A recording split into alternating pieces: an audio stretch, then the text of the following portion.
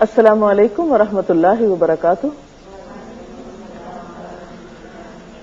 نحمده ونصلي على رسوله الكريم اما بعد فاعوذ بالله من الشيطان الرجيم بسم الله الرحمن الرحيم رب اشرح لي صدري ويسر لي امري واحلل عقدة من لساني يفقهوا قولي. الحمدللہ آج سے رمضان المبارک کے دوسرے عشرے کا آغاز ہو چکا ہے. یہ عشرہ مغفرت کہلاتا ہے. مغفرت کا معنی ہے بخشش. گویا اس عشرے میں خاص طور پر اللہ سبحانہ و تعالی سے اپنے گناہوں کی بخشش کا ایک بہترین موقع ہم سب کو ملا ہے. ہم میں سے کون ہے جس سے کبھی غلطی نہ ہوئی ہو، جس سے کبھی کوئی گناہ نہ ہوا ہو؟ لیکن بہترین ہیں وہ لوگ جو غلطی کرنے کے بعد اپنی غلطی پر نادم ہوں، شرمسار ہوں، رجوع کر لیں، توبہ کر لیں اور اپنے رب سے بخشش مانگیں. اور اگر وہ اپنے رب کی طرف رجوع کریں گے تو رب کو بھی مہربان پائیں گے، جیسے حضرت آدم علیہ السلام نے جب اپنے رب سے رجوع کیا تو اللہ تعالیٰ نے بھی اپنی رحمتیں ان پر عام کر دیں. قرآن پاک میں اللہ سبحانہ و تعالیٰ فرماتے ہیں قُلْ يَا عِبَادِيَ الَّذِينَ أَسْرَفُوا عَلَىٰ أَنفُسِهِمْ لَا تَقْنَطُوا مِن رَحْمَةِ اللَّهِ إِنَّ اللَّهَ يَغْفِرُ الذُّنُوبَ جَمِيعًا إِنَّهُ هُوَ الْغَفُورُ الرَّحِيمُ. اے نبی صلی اللہ علیہ وسلم، آپ کہہ دیجئے کہ اے میرے بندو جنہوں نے اپنی جانوں پر زیادتی کی ہے، اللہ کی رحمت سے مایوس نہ ہو جاؤ. یقیناً اللہ سارے گناہوں کو معاف کر دیتا ہے، وہ تو غفور الرحیم ہے. سورۃ الشورى میں بھی اللہ سبحانہ وتعالی فرماتے ہیں وَهُوَ الَّذِي يَقْبَلُ التَّوْبَةَ عَنْ عِبَادِهِ وَيَعْفُو عَنِ السَّيِّئَاتِ وَيَعْلَمُ مَا تَفْعَلُونَ. اور وہ اللہ ہی وہ ذات ہے جو اپنے بندوں کی توبہ قبول کرتا ہے اور برائیوں سے درگزر فرماتا ہے، حالانکہ تم سب لوگوں کے اعمال کا اسے علم ہے. تو بات یہ ہے کہ جو کچھ بھی ہم کرتے ہیں، جہاں بھی ہم کرتے ہیں، سب کے سامنے کوئی کام کریں یا چھپ کر کریں، وہ تو سب کچھ جانتا ہے. اور پھر کوئی جگہ ایسی بھی نہیں کہ جہاں ہم ان گناہوں سمیت اللہ رب العزت سے چھپ جائیں اور ہم اس کی پکڑ سے بچ جائیں. تو اس کا بہترین طریقہ اس نے ہمیں یہ بتایا ہے کہ تم اپنی غلطی کا اعتراف کر کے میرے حضور توبہ کر لو، غلطی کو چھوڑ دو، پلٹ آؤ. یہی راستہ انسان کے فائدے میں ہے. وہ خود فرماتا ہے یا ایھا الذین آمنوا، اے لوگو جو ایمان لائے ہو، توبوا الی اللہ توبۃ نصوحا، اللہ سے توبہ کر لو، خالص توبہ. عسیٰ ربکم ان یکفر عنکم سیئاتکم، بعید نہیں کہ اللہ تمہاری برائیاں تم سے دور کر دے. ویدخلکم جنات، اور تمہیں ایسے باغوں میں داخل کر دے، تجری من تحتها الانہار، جن کے نیچے نہریں بہ رہی ہوں گی. تو گویا غلطی کرنے کے بعد اگر کوئی شخص سچے دل سے توبہ کر لیتا ہے تو اللہ تعالی کی طرف سے اس کے لیے وعدہ ہے کہ اس کی برائیاں اس سے دور کر دی جائیں گی اور اسے جنت کے باغوں کا مستحق بنا دیا جائے گا. اور رمضان یہ تو ہے ہی سراسر اپنے گناہوں کی معافی کا موقع. نبی صلی اللہ علیہ وسلم نے فرمایا من صام رمضان ایمانا واحتسابا غفر له ما تقدم من ذنبه، کہ جس شخص نے ایمان اور احتساب کے ساتھ رمضان کے روزے رکھے تو اس کے پہلے گناہ معاف کر دیے جاتے ہیں. لیکن اگر کوئی شخص رمضان کا موقع پا کر بھی پھر گناہوں کی بخشش نہ کروا سکے تو ایسا شخص محروم. حضرت کعب بن عجرہ رضی اللہ تعالی عنہ کہتے ہیں کہ نبی صلی اللہ علیہ وسلم نے لوگوں سے کہا تم لوگ ممبر کے پاس جمع ہو جاؤ۔ چنانچہ ہم سب ممبر کے پاس جمع ہو گئے۔ حضور اکرم صلی اللہ علیہ وسلم تشریف لائے۔ جب آپ نے پہلی سیڑھی پر قدم رکھا یعنی ممبر کی تو فرمایا آمین، پھر جب دوسری سیڑھی پر قدم رکھا تو فرمایا آمین، جب تیسری سیڑھی پر قدم رکھا تو فرمایا آمین۔ خطبہ دینے کے بعد جب آپ ممبر سے اترے تو ہم لوگوں نے کہا اے اللہ کے رسول صلی اللہ علیہ وسلم، ہم نے آج آپ سے وہ بات سنی ہے جو کبھی نہیں سنتے تھے۔ آپ نے فرمایا جب میں پہلی سیڑھی پر قدم رکھ رہا تھا تو جبریل امین تشریف لائے اور فرمایا وہ شخص تباہ ہو جس نے رمضان کا مہینہ پایا اور اپنی بخشش نہیں کرائی، تو میں نے کہا آمین۔ پھر جب میں نے دوسری سیڑھی پر قدم رکھا تو انہوں نے کہا وہ شخص خدا کی رحمت سے دور ہو جائے جس کے پاس آپ کا نام لیا گیا اور اس نے آپ پر درود نہیں بھیجا، تو میں نے کہا آمین۔ پھر جب تیسری سیڑھی پر قدم رکھا تو جبریل نے کہا علیہ السلام وہ شخص خدا کی رحمت سے دور ہو جائے جس نے اپنے ماں باپ دونوں کو یا ان میں سے ایک کو بڑھاپے کی حالت میں پایا اور ان کی خدمت کر کے جنت میں داخل نہیں ہوا۔ تو اس حدیث سے پتہ یہ چلتا ہے کہ رمضان المبارک کا مہینہ گناہوں کی معافی کا ایک بہترین موقع ہے۔ اگر کوئی شخص اس موقع کو گنوا دیتا ہے تو وہ شخص سراسر اللہ سبحانہ وتعالی کی رحمت سے محروم ہونے والا ہے۔ اس لیے ہم سب کو اس موقع سے بہترین فائدہ اٹھانا چاہیے، اور یہ بھی یاد رکھیے کہ کچھ گناہ ایسے ہوتے ہیں جنہیں نیکیاں خود بخود دھوتی رہتی ہیں۔ قرآن پاک میں آتا ہے ان الحسنات یذہبن السیئات کہ نیکیاں گناہوں کو مٹا دیتی ہیں، لیکن کچھ گناہ ایسے ہوتے ہیں جن کے لیے انسان کو نیکیوں کے ساتھ ساتھ خاص طور پر توبہ کرنی چاہیے، اللہ تعالیٰ کے حضور دعا کرنی چاہیے، استغفار کرنی چاہیے، اور رمضان اس کا بہترین موقع ہے۔ عام حالات میں بھی اللہ سبحانہ وتعالیٰ کی رحمت کے دروازے ہر وقت کھلے رہتے ہیں۔ حقیقت میں یہ بات انسان کے فائدے میں ہے کہ جب بھی اس سے گناہ ہو، اسے گناہ کا احساس ہو، تو توبہ کرنے میں دیر نہ لگائے، دن ہو یا رات فوراً اللہ سبحانہ وتعالیٰ کی طرف رجوع کر لے۔ حضرت ابو موسیٰ اشعری نبی صلی اللہ علیہ وسلم سے روایت کرتے ہیں کہ آپ صلی اللہ علیہ وسلم نے فرمایا اللہ عز و جل رات کے وقت اپنا ہاتھ پھیلاتا ہے تاکہ دن میں گناہ کرنے والا توبہ کر لے، پھر دن کے وقت اپنا ہاتھ پھیلاتا ہے تاکہ رات میں گناہ کرنے والا توبہ کر لے، حتیٰ کہ سورج مغرب سے طلوع ہو جائے۔ گویا بندوں کی توبہ دن میں بھی قبول ہوتی ہے اور رات میں بھی قبول ہوتی ہے، حتیٰ کہ قیامت آ جائے، کیونکہ قیامت کے آنے پر توبہ قبول نہ ہوگی جب انسان کے سامنے اس کے اعمال آ جائیں گے اور وہ اپنا برا انجام دیکھ لے گا۔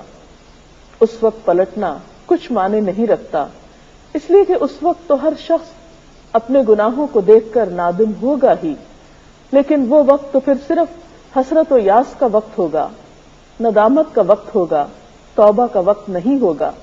ایک اور حدیث میں آتا ہے ان اللہ یقبل توبۃ العبد ما لم یغرغر، اللہ بندے کی توبہ قبول کرتا ہے جب تک کہ اس کا سانس نہیں اکھڑتا۔ توبہ کی شرائط میں سے اہم ترین شرط یہ ہے کہ انسان اپنے گناہ کا اعتراف کرے، کیونکہ اگر کوئی شخص گناہ پر اصرار کرے اور گناہ کو گناہ ہی نہ سمجھے، اپنی غلطی کو غلطی ہی نہ مانے، تو ایسے شخص کے لیے توبہ نہیں۔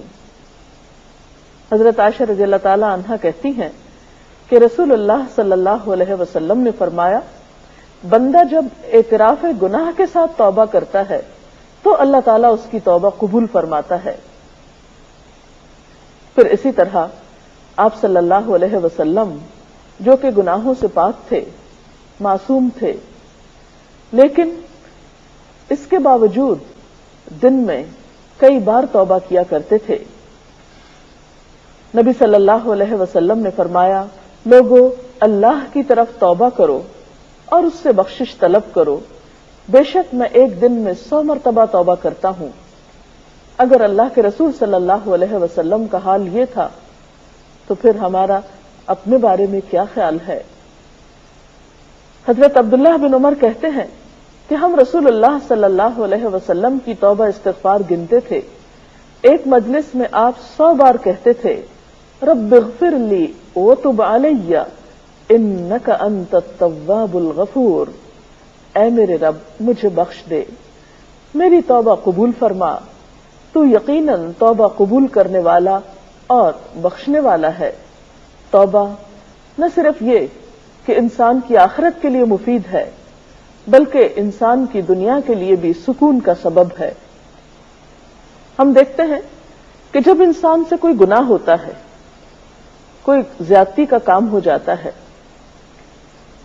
انسان جب اپنے رب کو ناراض کرتا ہے تو یہ نہیں ہو سکتا کہ پھر وہ مطمئن زندگی بسر کر سکے، وہ پرسکون رہ سکے۔ بھلا اپنے محسن کو ناراض کر کے بھی کوئی خوش ہو سکتا ہے؟ ہرگز نہیں۔ ایسے میں پھر کیا کرنا چاہیے؟ فوراً رجوع کرنا چاہیے۔ گناہ سے دل پہ سیاہ نقطہ پڑ جاتا ہے، بندہ اگر توبہ کر لے تو وہ نقطہ دھل جاتا ہے، اور اگر توبہ نہیں کرتا تو وہ سیاہی پھیلنے لگتی ہے، حتیٰ کہ پورا دل سیاہ ہو جاتا ہے۔ استغفار دلوں کا زنگ دھو ڈالتا ہے۔ حضرت انس سے روایت ہے کہ نبی صلی اللہ علیہ وسلم نے فرمایا، دلوں پہ بھی زنگ لگ جاتا ہے جیسے تانبے پہ زنگ لگ جاتا ہے، اور دلوں کا زنگ دور کرنے والی چیز استغفار ہے۔ تو چمکتے دل کے لیے، پرسکون دل کے لیے، ڈپریشن کے علاج کے لیے، غموں کے بوجھ سے نجات کے لیے بہترین نسخہ استغفار کرنا ہے، کیونکہ اگر ہم اس بوجھ کو لیے رہیں تو یہ دونوں طرح سے ہماری جسمانی اور روحانی صحت کے لیے بہت نقصان دہ ہے۔ ایک شخص آپ صلی اللہ علیہ وسلم کی خدمت میں حاضر ہوا، کہنے لگا، ہائے میرے گناہ، ہائے میرے گناہ، کیونکہ وہ شخص اپنے گناہوں کو محسوس کر رہا تھا۔ اور ایسے لمحات ہر انسان کی زندگی میں آتے ہیں جب اسے اپنے گناہوں کی شدت کا احساس ہوتا ہے، جب اس کے دل میں اپنی زیادتیوں اور اپنی کوتاہیوں پر ایک تڑپ اٹھتی ہے۔ ایسے میں اللہ سبحانہ وتعالی نے اس کے لیے رحمت کا دروازہ ہمیشہ کھلا رکھا ہے۔ یہی تو اس کی رحمت ہے۔ یہ الگ بات ہے کہ ہم اس سے فائدہ نہ اٹھائیں۔ تو آپ صلی اللہ علیہ وسلم نے اس شخص سے کہا کہ یوں کہو، اللہم مغفرتک اوسع من ذنوبی ورحمتک ارجع عندی من عملی، یا اللہ میرے گناہوں کے مقابلے میں تیری مغفرت وسیع ہے، اور میرے عمل کے مقابلے میں تیری رحمت کی زیادہ امید ہے۔ اس نے یہ دعا کی تو آپ نے فرمایا اس کو دہراؤ۔ اس نے دہرایا، آپ نے پھر فرمایا کہ اسے دہراؤ۔ اس نے دہرایا، پھر آپ نے فرمایا کھڑے ہو جاؤ، اللہ نے تجھے بخش دیا ہے۔ تو اس سے یہ بات بھی پتہ چلتی ہے کہ اگر مخصوص کلمات کے ساتھ اللہ تعالیٰ سے بخشش طلب کی جائے، اور خصوصاً ان کلمات کے ساتھ جو اس کو پسند ہیں، تو انسان کی بخشش کی امید زیادہ کی جا سکتی ہے۔ وہ کلمات کون سے ہیں؟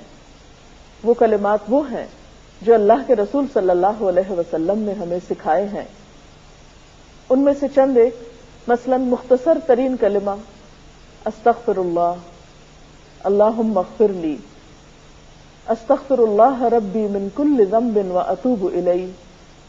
پھر اسی طرح سید الاستغفار، اللہم انت ربی لا الہ الا انت خلقتنی وانا عبدک وانا علی عہدک ووعدک ما استطعت اعوذ بک من شر ما صنعت ابوء لک بنعمتک علی وابوء بذنبی فاغفر لی فانہ لا یغفر الذنوب الا انت۔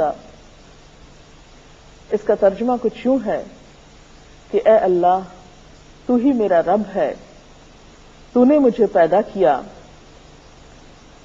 تیرے سوا کوئی معبود نہیں، تو نے مجھے پیدا کیا ہے اور میں تیرا بندہ ہوں، میں اپنی استطاعت کے مطابق تجھ سے کیے ہوئے عہد اور وعدے پر قائم ہوں، ان بری چیزوں سے جو میں نے کی ہیں تیری پناہ مانگتا ہوں، مجھ پر تیری جو نعمتیں ہیں میں ان کا اعتراف کرتا ہوں، اپنے گناہ کا اعتراف کرتا ہوں، میری بخشش کر دے، میری مغفرت کر دے کہ تیرے سوا کوئی گناہ معاف نہیں کر سکتا۔ حضرت شداد بن اوس سے روایت ہے کہ آپ صلی اللہ علیہ وسلم نے فرمایا، جو شخص صبح یا شام یہ دعا پڑھے گا اگر وہ اسی دن میں مر جائے یا رات میں مر جائے تو وہ جنت میں داخل ہوگا۔ یہ کلمات کچھ زیادہ طویل بھی نہیں، تھوڑی سی کوشش سے انہیں زبانی یاد کیا جا سکتا ہے، اور اگر زبانی یاد نہ ہو سکے تو دیکھ کر بھی پڑھ سکتے ہیں، لیکن یہ یاد رکھیے کہ محض چند عبارتوں کے دہرانے سے بخشش نہیں ہوتی جب تک ہمارا دل اس میں شریک نہیں ہوتا، ہماری نیت اور ارادہ بخشش کا جب تک نہیں ہوتا۔ تو اس لیے اگر ہم واقعی چاہتے ہیں کہ ہم گناہوں کے بوجھ سے آزاد ہو جائیں اور ہم اللہ رب العزت کے قریب ہو جائیں، ہم اس کے نیک بندوں میں شامل ہو جائیں، اس کے جنت اور اس کی رحمت میں ہمیں پناہ ملے، تو اس کے لیے ضروری ہے کہ سب سے پہلے ہم اپنے گناہوں پر شرمندہ ہوں، پھر عہد کریں کہ آئندہ ہم یہ غلطی نہیں کریں گے، اور اس کے بعد اس سے بخشش کی دعا کریں، تو امید ہے کہ اللہ رب العزت ضرور بخش دیں گے۔